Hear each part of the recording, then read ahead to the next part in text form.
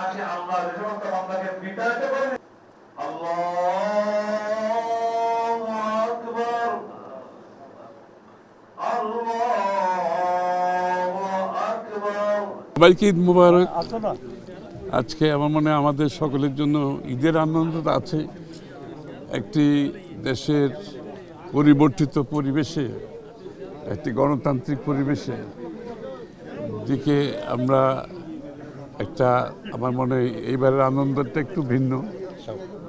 আমরা সবাই আজকে আমাদের যে মালিকানা ফিরে পাওয়ার কথা ছিল, মনে হয় নির্বাচনের পরে সেটা বহুলাংশে আমরা ফিরে পেয়েছি। এই ঈদের আনন্দ, একটু অতিরিক্ত আনন্দ অনুভব করছি সবাই মিলে। তো আমরা তো এইভাবেই থাকতে পারি, দেশটা যাতে এইভাবেই থাকে, সবাই মুক্ত অবস্থায় থাকতে পারে, মুক্তভাবে কথা বলতে পারে, মুক্তভাবে চলতে পারে, তার সব সাংবিধানিক রাজনীতিক গণতান্ত্রিক অধিকার যাতে সে ভোগ করতে পারে, এটা ঈদের সাথে তারও একটা সম্পর্কিত ব্যাপার আছে। তো মুক্ত মানুষ না হলে ঈদের আনন্দ সেভাবে আসে না। আমার মনে হয় এবার ঈদের আনন্দটা একটু ভিন্ন।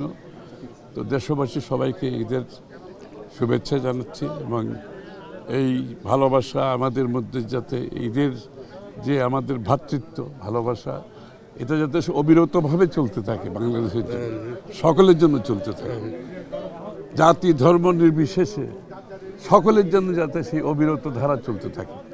সবাইকে ঈদ মোবারক।